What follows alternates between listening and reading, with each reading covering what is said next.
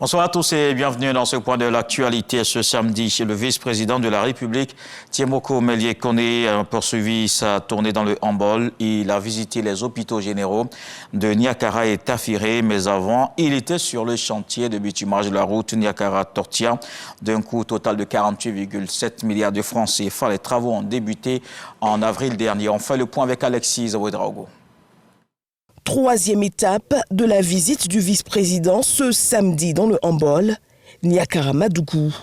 Tiemoko Melie-Kone vient s'assurer de la bonne avancée des travaux d'aménagement et de bitumage de la route Niakara-Tortia, longue de 53 km. Je viens de visiter le chantier de la route Niakara-Tortia, qui est une route extrêmement importante, qui permet donc de relier la région du handball à la région du Poro. Nous sommes autour de moins de 20%.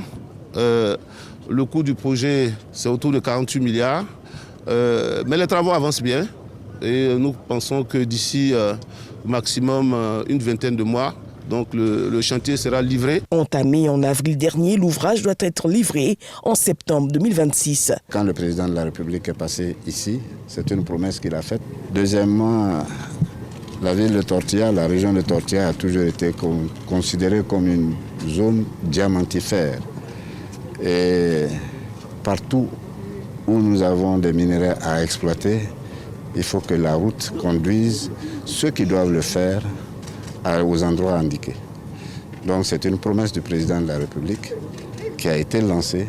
Il était normal qu'on vienne s'asseoir et voir si les travaux avancent normalement.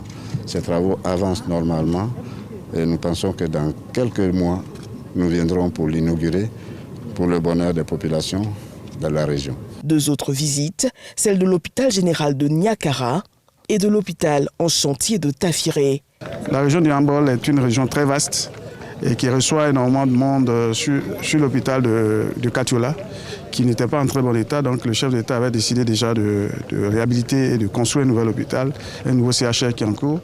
Mais la distance des transports et de prise en charge des malades des différentes extrémités pose problème. Donc il a été décidé de construire ici à Tafiré un hôpital général de 100 lits, avec tous les services, y compris donc une radiologie comportant un scanner, pour bien prendre en charge donc, les populations. Mais ça nous donne aussi la possibilité, lorsque les autorités viennent ici, de les prendre en charge et nous sommes heureux donc, de voir que ce chantier avance bien. Ce matin, nous sommes passés avec le vice-président pour lui présenter l'état d'avancement de ce chantier qui doit normalement s'achever d'ici septembre prochain et pouvoir donc servir à prendre en charge les populations de la région. L'ensemble des populations de la région du handball est très satisfaite de cette visite du vice-président qui est venu au contact des investissements, au contact des populations, loin de tout ce qui se dit à Abidjan.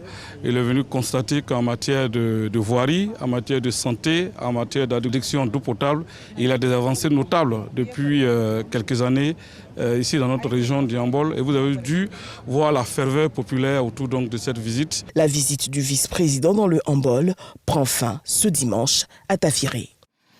Elle est chargée de veiller au respect des prix plafonnés par l'État. La brigade de contrôle rapide a saisi des marchandises. Certains commerçants n'ont pas affiché les prix, d'autres ne les respectent pas ou mettent en vente des produits périmés. C'est l'accès des populations aux denrées alimentaires de première nécessité qui est ainsi menacé. L'opération est intervenue dans la commune d'Abobo. Elle se tient dans le cadre de la lutte contre la vie chère et permet de sensibiliser les commerçants.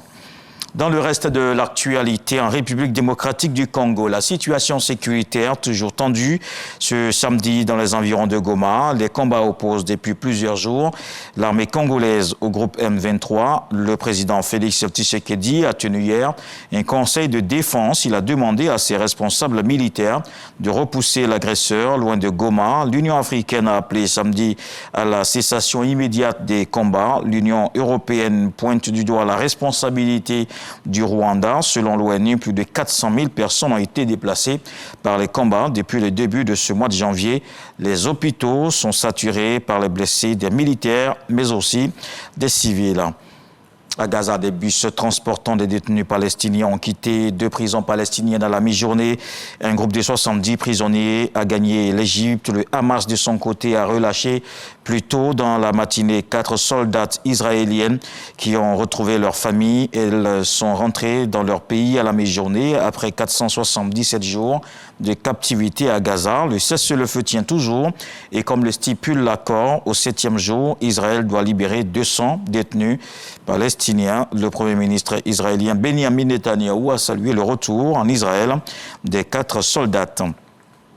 Aux États-Unis, Donald Trump l'avait acté dans un décret quelques minutes après son investiture et c'est effectif depuis cette nuit. Les États-Unis mettent en pause leur aide étrangère pendant 90 jours. Le temps précise le secrétaire d'État Marco Rubio d'évaluer si les programmes d'aide américains sont conformes à la politique de Donald Trump. Cette décision ne concerne ni l'Égypte ni Israël. Ces pays sont parmi les plus importants bénéficiaires de l'aide militaire des États-Unis à coût de milliards de dollars en armement. La mesure épargne aussi l'aide alimentaire d'urgence. La circulaire ne fait aucune mention de l'Ukraine qui a bénéficié sous l'ancienne administration Biden de milliards de dollars d'aide. Le CAMES de 1968 à 2018, un demi-siècle au service de l'enseignement supérieur et de la recherche scientifique. Une œuvre de Dr Chikouna Cissé, maître de conférence à l'université Félix Houphouët-Boigny d'Abidjan. C'est l'invité de la page culture. On se retrouve donc à 20h.